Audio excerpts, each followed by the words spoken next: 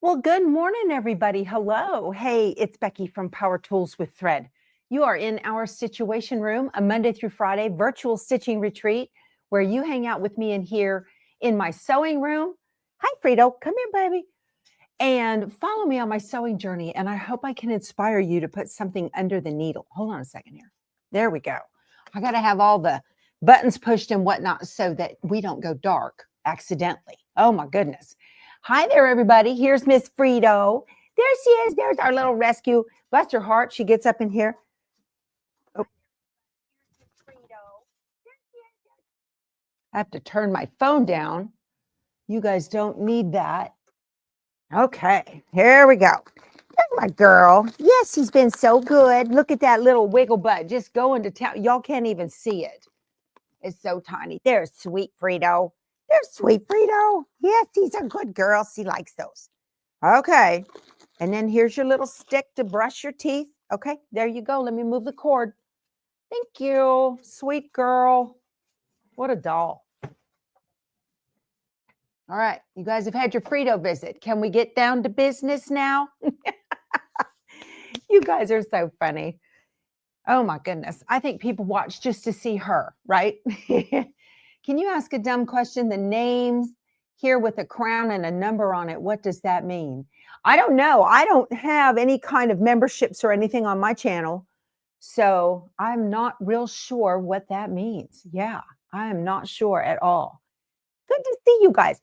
There are other channels that allow people to pay like a monthly subscription or a support or something like that. And then that gives them a special little icon next to their name. So your beagle chewed up your earbuds. Oh, no. I'm sorry to hear that. Beagles are a special breed for sure. Yeah.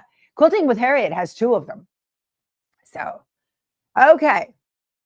The crowns are top commenters. Oh, I see. See, I don't see crowns on mine. And it's really funny what I see on my laptop right here is, which is live real time to me. And then what I see on my phone down here, there's a couple of second lag for, for it to go up to Mars and come back down and whatnot. It's different. It's really strange. So it just depends on the device that you're looking at. So, all right. It's those that talk a lot. Love it. That's funny. Let me put this back over here. Oh, my goodness. So, let's see. Okay. Let me get a sip of my coffee. Y'all, I drink Black Rifle. I got an email from a lady who's good friends with, I think the guy who owns Black Rifle Coffee. His name is Ethan. Can't remember. Saw him on Joe Rogan and I can't remember. Anyway, she's friends with his mom. So she told his mom that I'm always promoting Black Rifle Coffee, and that's very nice of her. I'm waiting for my free bag in the mail, but it hasn't come yet. That ain't gonna happen. Too funny. Too funny. So I announced yesterday, if you were not here, I have a link below in the description box. It's the very first thing underneath featured items. We are planning a Viking River cruise from, I think it's Switzerland to Netherlands, Amsterdam, Germany, all of that in between, November of 2027.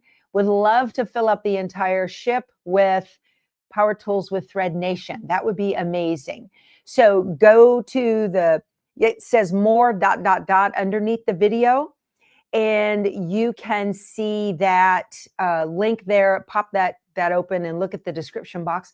Also, you can go to powertoolswiththread.com, and underneath the education travel tab on the menu, scroll all the way down to the bottom to 2027 and click on that. It'll take you to a Google Doc that will give you all of the information about that. This is going to be amazing. It's going to be so incredibly fun, and I cannot wait. I know that's a very fancy cruise line. I know. Any round figures on the basic cost for the cruise? Dave, the numbers are on the Google Doc. anywhere between, I think, 3,700 and 4,700 per person. Okay, something like that. Right. So it includes your meals. It includes alcoholic beverages and juice and coffee and whatnot with your meals. And it includes a, Dave, you need to go. That would be just way too fun. And you could probably fly over there for free, right? So, so, yeah. And then you get a free excursion at every port. And so we're going to go, it's Christmas on the Rhine. And so we're going to travel on the Rhine River. You guys, that's going to be a trip of a lifetime. There are a lot of you that have already signed up. So thank you so much for that. I'm going to continue to promote this until they tell me the boat's full. Okay. And it's going to be good. It's going to be a lot of fun. Will most tours, etc., be wheelchair accessible? Sassy, that's an answer I do not have. So I will certainly check it out with Donna, the lady who is the travel agent. I would imagine. I don't know how much walking is going to be involved for sure, but you know, I don't know if the handicap or wheelchair rules are the same in Europe as they are in the United States. I don't know. So anyway, we'll have to see all about that. You sent an email to the address yesterday, but have not received a response, Cynthia. My friend, she got inundated yesterday with everybody trying to get in on that event. So she sent me an email and said she is working her way through all of the responses, and it just takes a little time to get everybody in. So I wanted to, congratulations on your daughter's college graduation, Deb. Yay, good for her. So enjoy your day and good for her. That's a fantastic thing. It takes a lot of perseverance to get through college for sure. But Europe has very little handicap access. Okay, I was unfamiliar with that. So Viking does a gentle class for those who need a slower pace. Walkers are okay. Okay, you don't know about wheelchairs. See, I've never been over there on that. I know when I went on the Sulky Craft Tour that in Christmas in Old England, we did a lot of walking. We really did. So just, okay. No wheelchairs were on yours, Vicky said. Accessibility is difficult. Okay. Yeah, accessibility, wheelchair accessibility in Europe is much different than in the United States. So I wish I had control over that, my friends, but I don't. All right. So today I'm going to be going over how to add borders to a quilt. And this is it right behind me. I've put it all together. This is the Brightly sampler, all done up there on my design wall. I am so glad that it is finished. I got to tell you, you guys definitely keep me honest on this for sure. Yeah. Because I don't know that I would have completed this quilt in the time that it took. We did it in 20 weeks, one block a week for 20 weeks. So we've been doing this since December.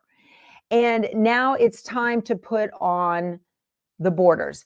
Borders are really important if your quilt has one. It kind of, basically it frames out the quilt, but one of the biggest things that it does is it keeps the quilt square.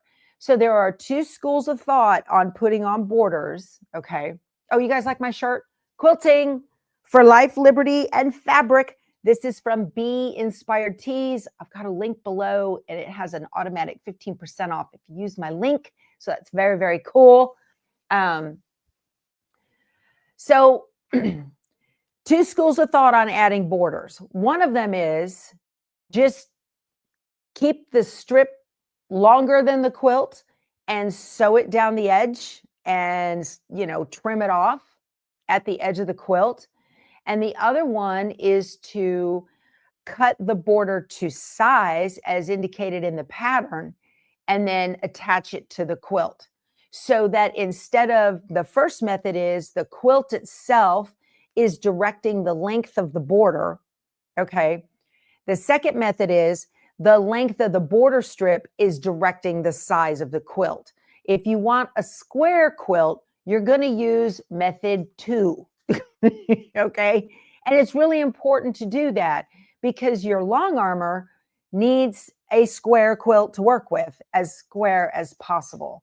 And so there are some techniques that you can do with pinning. If you've got some extra fullness in the edge of your quilt, pin from the center out. Yes, Becky, we're going to get there. Yeah. There are some fullness issues, things, little tricks that you can do with pinning that I learned from my garment sewing days to be able to make sure that everything gets eased in the way it's supposed to on the machine. So do I steam my blocks? I do not. I do not steam my blocks. I don't steam ever when I quilt. Many people do, and that works for them, and that's fine. My method is to, so here's the issue with steaming, okay? And I learned this from garment sewing, which I did for decades, all right? You use steam to bend the fabric to your will. So when you put moisture and heat on a natural fiber, like a cotton thread, what's going to happen is it's going to begin to move, okay? And I don't want my blocks to move. I want my blocks to retain the sizing, shape, and whatnot that it came from off the bolt. That's what I want. So I never use steam. I will use heat to reduce wrinkles, which we're going to do here in a second. But I do not use, I just never have. I got enough humidity in my air down here in South Texas. Y'all, it's like a sauna outside. So I don't feel the need for steam at all. Okay. All right. Does anyone know the piecing thread and double-sided adhesive stabilizer that I use? Pamela, the thread is Essential Pro from Connecting Threads. It is a matte poly. I like that. It's very strong, and my machine likes it. And then the double-sided adhesive that I use, I'll use Stitchuation too, okay? If I'm putting together something that needs to be, you know, adhered, like when I sew up the side of a pincushion, I used Stitchuation too. No, I used Stitch Witchery for that. That's permanent. Okay. You do not recommend steaming for beginners, Sylvia. Yeah. So, yeah, if you live in a sauna like me, if you live in a sauna, like seriously, okay, we're not talking Phoenix, we're talking Florida, Louisiana, Southern Alabama, Texas, all of that, right? Coastal areas. Now, not so much in the Northeast, but if you live where it is seriously hot and humid, you've got enough moisture in your air. You don't need to add steam at all. Okay, so the first thing I'm going to do, I looked at the pattern, and what it wanted me to do was to cut on the sashing and border. And this is from the book Family Favorites. This is where this pattern is from, Family Favorites by Sherry and Chelsea. And it is on page 16 is the cutting instructions. And it says I need to cut 7 width of fabric strips, sew end to end, and then subcut those into 2 66.5-inch strips and 2 59-inch strips. Okay.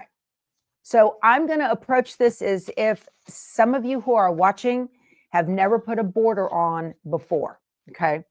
This is it. Borders 101. So you've got my philosophy now behind the 2 methods of putting on borders. The only time I would use the other method, the first method, where you allow the length of the quilt or the width of the quilt to direct how long you cut the border, is if you go to measure your quilt out, you measure it out, all right, and it's way off, way off, like more than 2 inches. If it's more than 2 inches longer or wider than the pattern says it should be, that's very difficult to be able to ease in those 2 inches without all kinds of wrinkles. That's just my thoughts on this. I have done many, many armseyes where you're trying to put in this sleeve cap into an armseye where you're doing all that and you've got way more sleeve because you need that fullness, okay? I'm just telling you that. All right, so the way that I will do this, I've already got all of them together. We had cut 7 strips. So this is the last one somewhere here. Here it is. Okay. And I've got my selvage edges. You can see the little holes with the selvage right there. Okay. So I have this one face up and I've got this one face down. And I'm making sure that the selvage edge dots and the little holes are outside of where I'm going to stitch. I just pulled a piece of hair out with my glasses and now it's going to tickle my face. Don't you hate that? What we go through as quilters.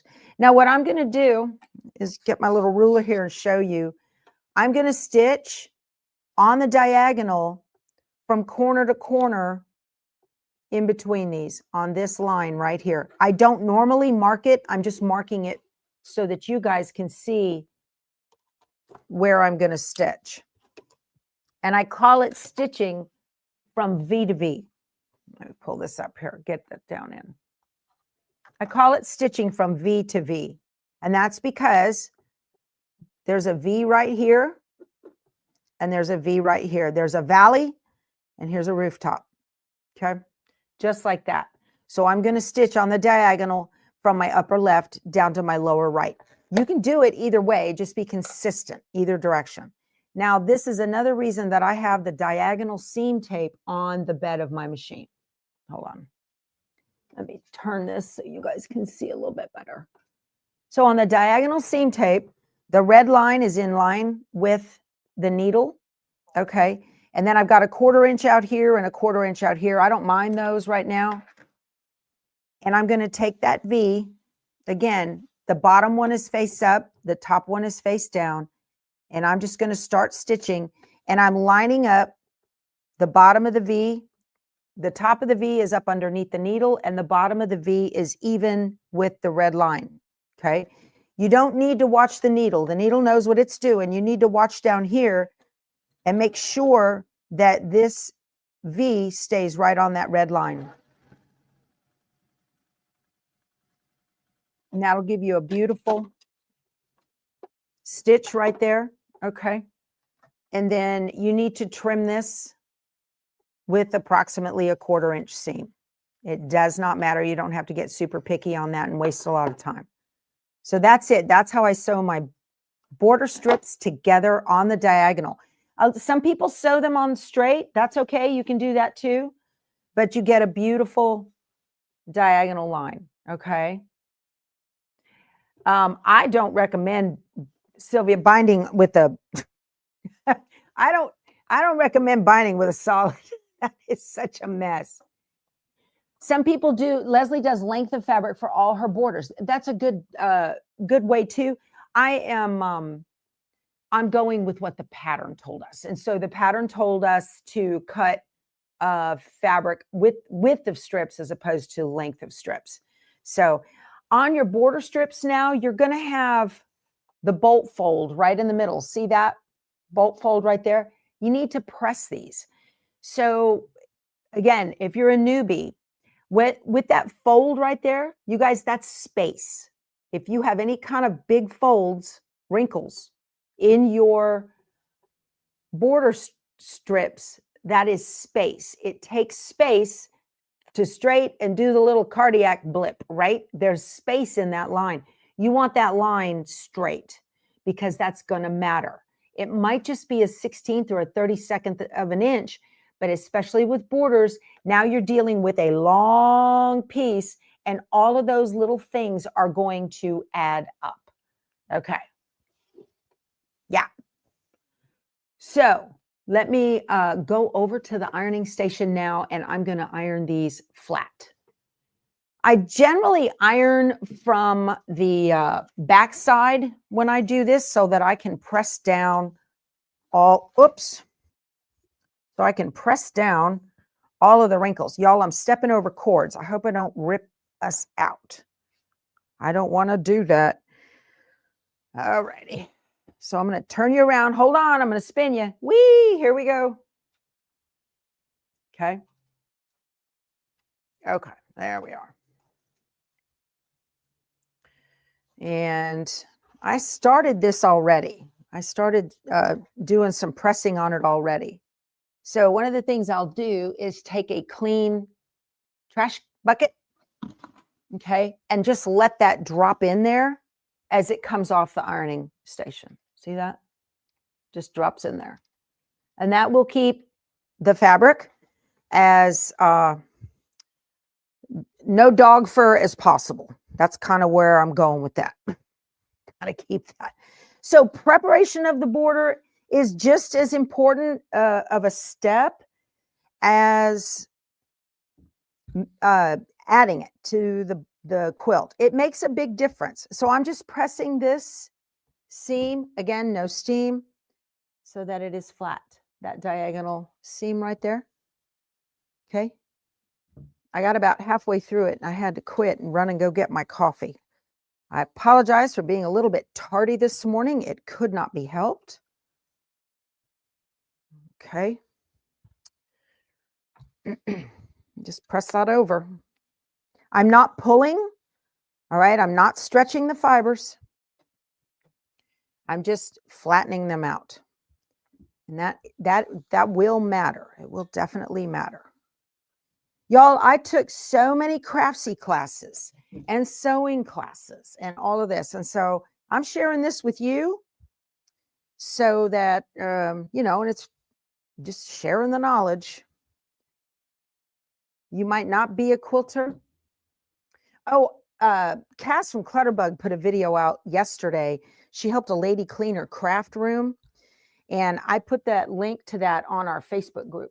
Don't I need extra fabric if you do a diagonal seam as opposed to, okay. So usually patterns will give you enough fabric in the cut amounts to be able to accommodate a diagonal seam. So no, you don't have to add that on. Not at all. Do you use less fabric with a straight seam? Yes, but all patterns are designed for a diagonal seam. Okay, this is done and it's beautiful. It looks great. And now I'm ready. All right, we're going to do some counting here. Math. Here we go. Alberta, are you new? Hi, glad you're here. My welcoming committee doing their thing. You guys are awesome. Y'all, we have a virtual kitchen just like any retreat center. Please stop over there. Give a thumbs up on your way in. And if you're watching on your TV, grab that channel remote, the TV remote, and hit the channel up button. That helps, that gives a thumb up and a like, and it helps the channel algorithm a lot. So it's great. My subscriber numbers are going up, and it's such a pleasure to welcome new quilters and machine embroiderers to the channel. A lot of people just put this on while they're in their sewing room, so they have happy, stitchy chatter going on in the background, and that's really a lot of fun. Okay, Scotty Dog's running the kitchen, and Barbara is usually on coffee. If we're out, let me know. All righty, so now it says that I need to subcut this into two 66.5-inch strips. Well, my mat is only 60. Okay, so a lot of different ways you could do it. You could stretch it out, get a point, and measure back. You can do it in half. You can do that too and fold it. So I am going to cut mine to 66.5. So the first thing I need to do is to give myself a nice, let me get this up here out of my bucket. Come on, bucket. Oh, give myself a nice starting edge, face up. And I'm just going to cut off the selvage. So I'm going to line up the border on a line on the mat to make sure I get a straight cut and cut my selvage. That little half of the scissor pouch came out cute yesterday. I'll show you guys. We're going to finish up this. This is from the Bella box from Kimberbell. We're going to finish that up tomorrow on Embroidery Thursday. Isn't that cute? We got a Frito fanfare going on. Cute. All right. So 66.5. I don't trust my marking capabilities. Where's my marker? Okay. So I'm using friction fine liner pens. Okay. And I'm going to lay it on the mat and just make sure it is straight with the line on the mat.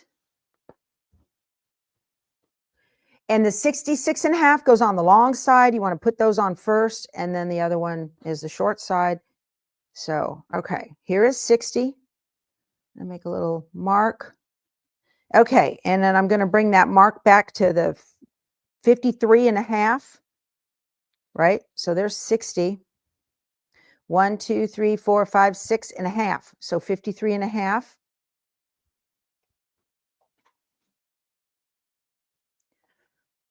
This is how I measure my things. So it's very handy. Now, if you only have like a 36-inch mat, you can fold. So 36 twice is 72, right?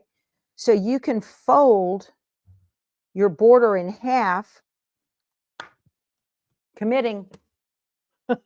You can fold your border in half and measure, what is it, 33.25, okay? So if I fold this in half, it should be 33.25. It should be 66.5, right? Should be. We shall see. What do I have? 33.25. Excellent. Okay, so there's one. All right, and then I need to do the next one. Get these all cut up. So right on the mat. There's a lot of different ways to go about doing this and getting it right. So I'm going to mark this at 60. Now, the beauty of doing it this way is if you have got like your diagonal seam is hitting right where you're going to cut, you can figure that out ahead of time and then fix it accordingly. Okay. So I need to make my mark down to 53.5. All right. And then, all right, so here's my two side borders. Done. That was easy. There's those. And now I need to do my top and bottom borders. So I'm going to put this right on the edge again, on the line. I don't know if you guys have a better view from here. Maybe you can see that a little better. Hi, Frito. Okay, so just to make sure it's 59 and not 59.5, what is it? 59. Yeah. And it gets a little nerve-wracking when you don't have a whole lot of fabric left, but it works. So here's 59. That's the beauty of these big, long mats, you guys. So much better. They are worth the investment, I promise. This is the Quilter Select. I got it from the Fat Quarter Shop. I have it linked below in the around my sewing room section. So here we go. So I'm going to, let's see. So I have a seam here and a seam here. And I've got, if I do it like this, put that off there. I've only got one seam if I do it this way, which is the way I'm going to do it. So see, you can see where your seams are going to lie. I don't like for my diagonal seams to land up in the corner. So you can kind of work around that. Okay. So I'm going to put this on 0 and cut it at 59. Okay. This can be really intimidating if you're a new quilter. So the question was, do diagonal seams use more fabric? Yes, they do, but you don't need more fabric because this is all the extra, this is all the extra that I have, see? So the pattern made allowances for that. I'm good to go. That's all that I have extra. All right. So let's go ahead now. I'm going to go behind you guys and I'm going to pull that quilt off the wall. I'm going to walk this way because I've got too many cords to get around over there. So I'll be right with you. Let me pull that down. Ooh, I've got it pinned up there, just 2 pins.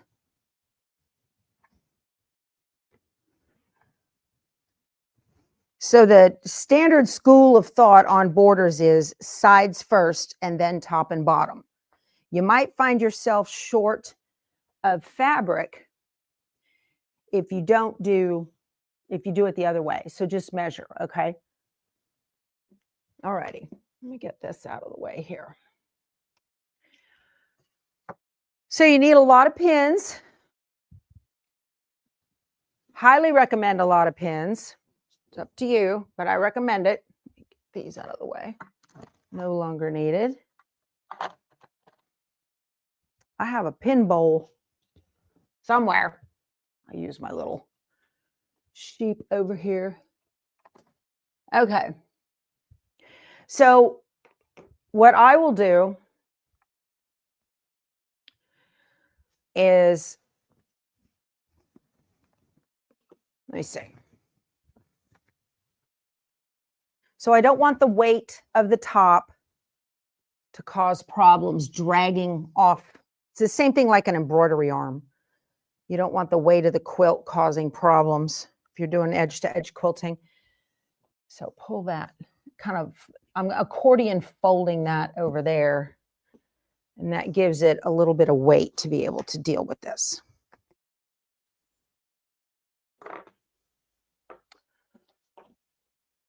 So you'll want to do this on the floor if you don't have a big table like I do. My husband built this table for me. Get this out nice and flat. Okay, so make sure you have right sides together, okay? And that's the wrong one. That's the top. Whoops. Okay, right sides together. And I'm going to exactly pin at one end and make sure that nothing is hanging out from either side. All right. And I'm going to exactly pin down here on this end. So I've got my 2 ends pinned first.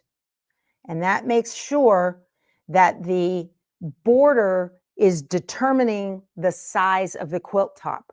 Pin your 2 ends first and then lay it out flat. And then you want to pin from the center outward, as Becky had mentioned. And this is laying nice and flat, just like this. It's absolutely perfect, you guys. Yay! Hooray, right? So I start in the middle, and I like to pin on seam allowances to make sure that helps them from getting tucked up as they go through the machine. So I'll look for seam allowances underneath and make sure that they are pressed the right way, and I'll pin them. Just nice and flat. This is going to be just gorgeous. So I like to pin like half again in the middle. So half again in the middle every time. And so I need one more right here. If you've got seam allowances going that direction, so the needles travel like this, right? If you've got seam allowances going that way, that helps to keep those seam allowances flat. Boy, this is a pretty quilt. I'm looking at it in the camera and it's just lovely. If I do say so myself, good pattern, Sherry and Chelsea. I love it. Okay, middle there, 2 more. Now, if you've got a lot of fullness, there is a trick that you can do from the garment sewing world. Let me zoom in and I'll show you how to do that. If you've got a lot of fullness, you can take your finger. Let me get where you can see it. Right there. Hold on. I'll get this edge. Okay.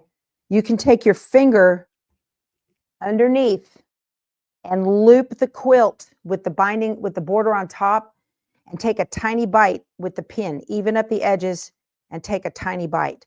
And you can make a whole bunch of those right next to each other, and that will ease in the fullness from underneath.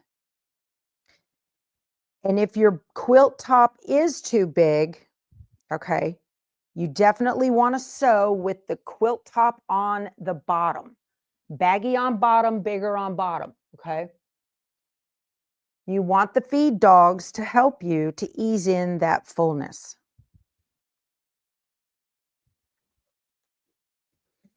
That looks pretty good. Nice and flat, okay?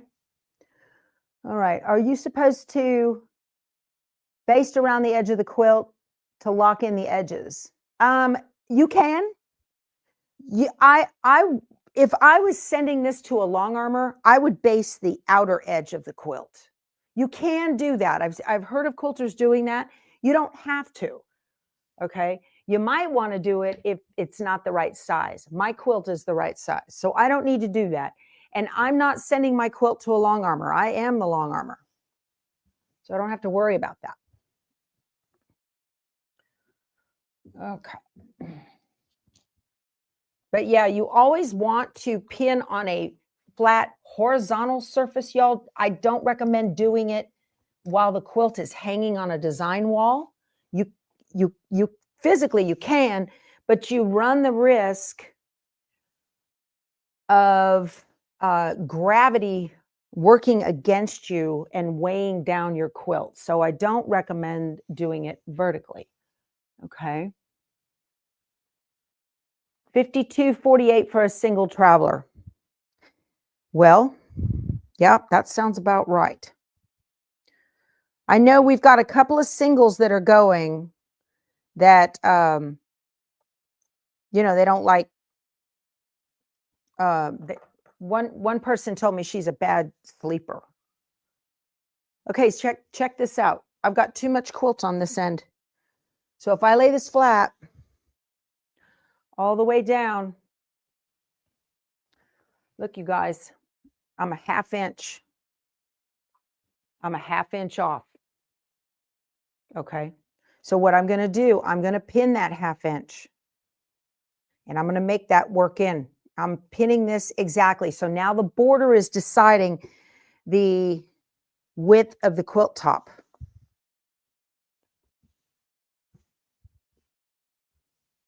And you can make this work. Okay.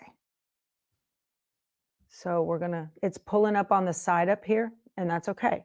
Don't worry about that.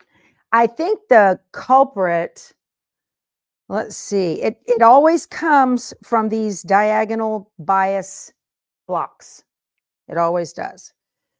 So I want to, so let's see, if this is 66.5 and this is the top is half an inch larger.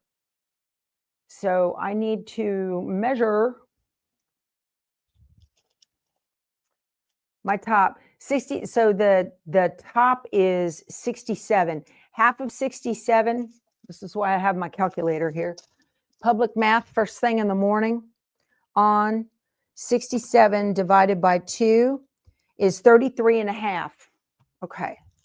So I'm going to measure 33.5 on this. And where's my little marker? 33.5 is right here on this little red piece. Okay.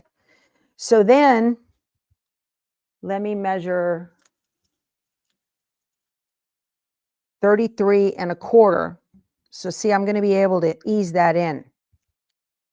33.25 is right here on the border. So the halfway point on the border is right here, and the halfway point on the quilt top is right next to it. Okay. So I want to pin those two halfway points together so that I know I can ease in that fullness easily and evenly on either side So now it's pulling up a little here and it's pulling up a little here, and that's okay. The feed dogs can do all that work. So I'm just gonna, let's see here. You can also, if you have a lot of fullness, you can spray your quilt top with water and let it dry, kind of pat it in place and let it dry. You can do that. But you will not see that extra ½ inch at all, you guys. Make sure this is flat. This is looking good. Okay. And then down here. So I hope this all makes sense of how I'm getting this border evenly. You also may want to do the basting around the edges if you have a lot of shred. Okay, if you've got threads that are just shredding like crazy, you would want to do that.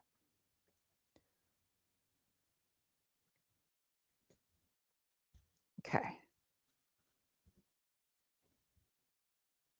And there we go. That is not uncommon at all. So that's why I was saying if it's off like 2 inches, you've got some work to do there. That's a lot. For it to half an inch is not a bad thing. Okay, it's ready to be sewn. These are ready to be sewn on. That was pretty easy. I'm glad that happened so you guys can see exactly. Sometimes quilts, they do what they do, right? They do what they do. All righty. So we're going to spin around. I'm going to do some sewing.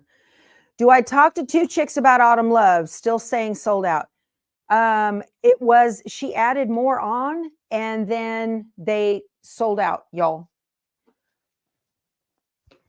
Okay. So I'm going to come over here. Oh, and I'm going to repeat the exact same process for the top borders. Exact same process. Oh, Riley Blake has promised them they will have enough USBs. So if they're still sold out, she can fix that. I will text her. All righty.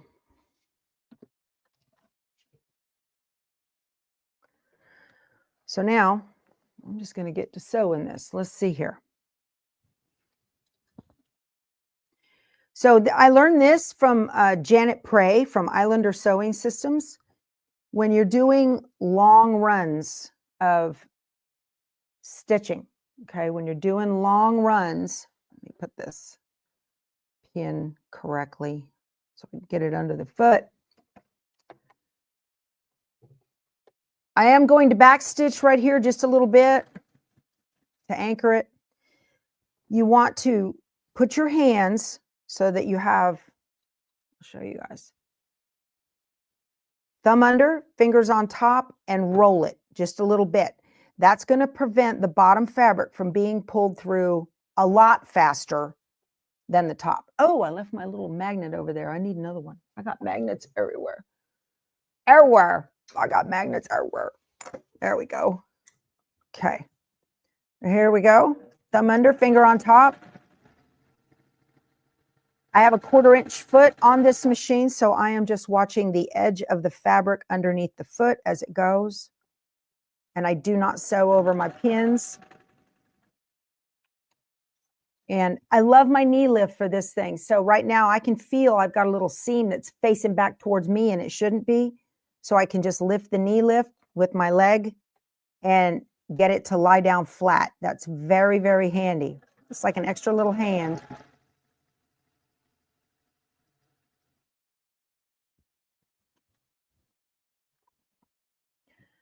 And I will take the top of the border and pull it over just a little bit to make sure it is aligned with the fabric underneath it. And the fabric underneath hasn't scooted away because it likes to do that. You can get a hole if you're not careful, if you don't double check that all the time. Okay.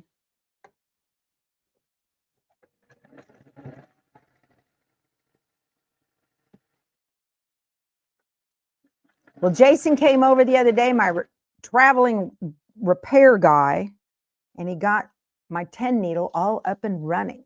Happy. So what had happened, it wasn't me, thank goodness. The bobbin case, for some reason, jumped out of the where it snaps into, and it got bent. Because you could tell right in the middle of a design when it happened. He was looking at, always save your sample. Take your sample where it broke into your repair shop. So he's looking at the sample. He goes, oh yeah, this started out good, and then it didn't. Then it wasn't. Nope. So got him all up and running, brought his little 10-year-old, 11-year-old daughter. She 10? She was 10. Brought her with him. They had a off day at school. So brought her along. I let her feed the chickens. She thought that was very cool, and collect eggs. She was very happy about that. Sweet girl. Okay. You're in love with your knee lift? I know, Helen. I won't have a machine without the knee lift if I'm stitching like this. I won't have it. I have to have a knee lift. Once you get the hang of that and it becomes habit, it's life-changing for this process. Absolutely life-changing.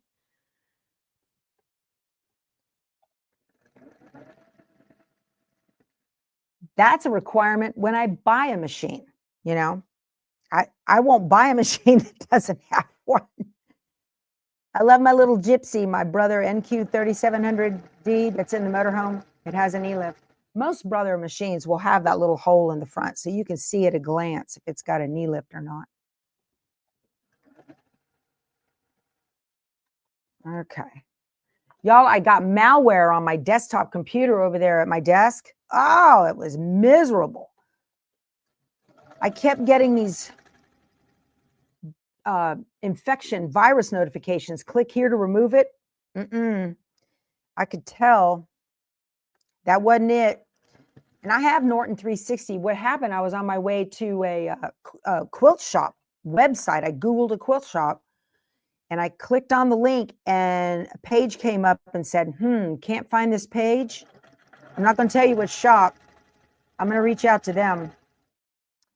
And what it was a browser hijacker. Oh, this is perfect, you guys. It's coming out. No bubbles, no bumps. Absolutely perfect right down to the end. And back stitch. Perfect. Look at that. Pretty, pretty, pretty. Love it. So I have Norton 360 on my system, and that's what I use to protect all of my I don't have a link for Norton, you guys. I'm small potatoes to them. But anyway, so I got it night before last. And when it happened, it was probably about 5 o'clock. I was chatting with some friends, and I said, oh no, I just got a virus on my machine, malware. And so I had to jump on to a different computer for anything I was doing. But I was sitting there last evening in front of that desktop, and that thing popped up every 2 minutes going, with a system sound going, chime, chime, chime. So annoying. So I went out to Norton's support. Now, the thing that I did that was very, very helpful, just like how you need to have a sample of your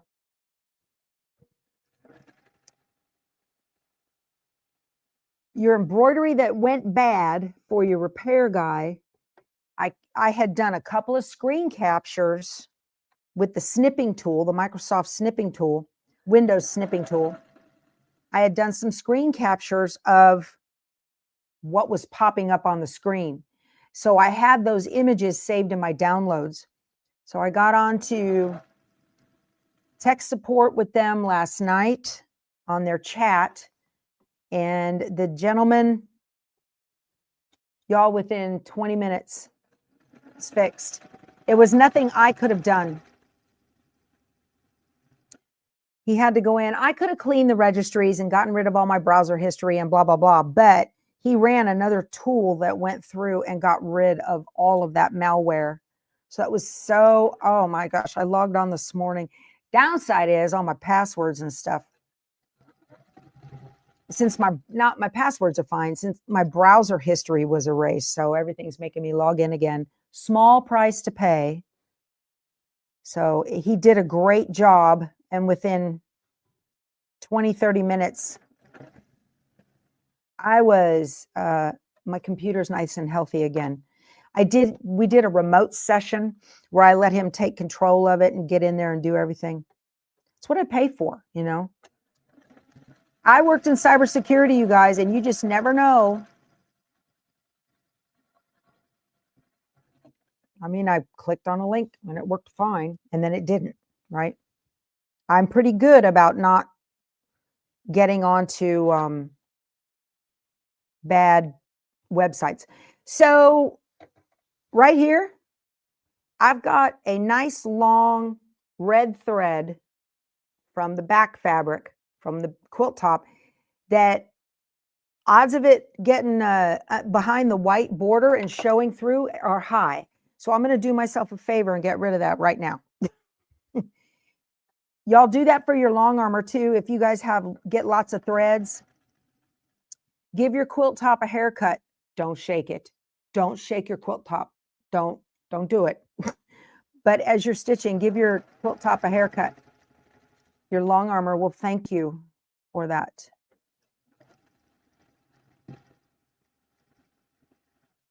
So here I'm at the center point where it was off. Okay. Oh, we're getting close to our hour here. I'll add the other borders on when we're done, and I'll be finished with this top. It'll be ready for the long arm when I get back from the cruise. So they sent me a little survey from Norton, and I gave the kid high marks. Did a great job. I don't care who they are or where they're from, so long as they get rid of that junk on my computer. I hate computers that don't run well.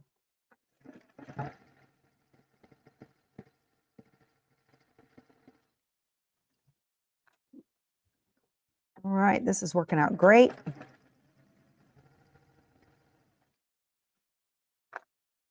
Side borders, almost done.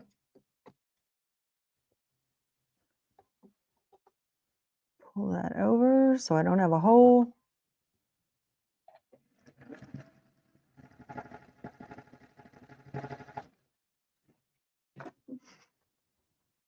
See, that knee lift prevents me from having to constantly flip this up and down.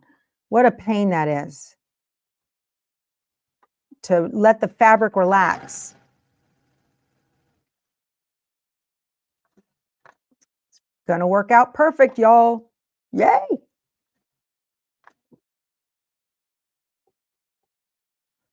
It just eased in that ½ inch. No trouble at all. Coming up to the end on that, and it's laying perfectly flat. So I'm really glad that that happened, so you could see how to measure up the center of both the quilt and the border. So I've done the method where I allowed the border to determine the size of the quilt top. So I know for a fact right now that both of my long sides are 66.5. Now I'm going to take it over to the ironing board, and I'm going to just press it out. No steam. Steam will allow that to ripple and move and get longer and wave, and we don't want that. So I'm not doing steam. Okay. Okay. It's complete. I mean, you can do either way, but if you're really close, because you need to measure the top of the quilt first. And I knew mine already. I'd measured it. But you need to know how that is. So that way, it's the same size that the pattern design it said it would be. I watched an interview with Lori Holt on the Fat Quarter Shop, and she said the same thing. She cuts her borders to size, and then she makes the quilt top fit the border, as opposed to the other way around. Let me turn y'all. Ta-da, here we go. I want to turn my words so I can see what you guys are doing. Long armers don't like threads, you guys. They're not fans. Okay, let me get these out of the way. Okay, now when I press, especially my borders, I'm going to finger press first. That prevents the heat from doing any distortion. The borders are as much of a part, just like this, okay, of the quilt and as piecing. There's our hour, you guys. So that's how I do that. I just kind of press it out. My quilt's dragging the weight. I have got to get a new cover on this thing. I found the fabric for it. So I just kind of press it out flat. Okay. And I do not diagonally push. Okay. I'm pushing straight up. I want it straight up. I don't swish. I make sure that those fiber, and already I can see I got a tiny little wave right here, and that just happens. Tiny little wave, and that's from the heat. And I didn't even use steam. So just be very careful. That's not that big of a deal. It's fine. It'll long arm just fine like that. Okay.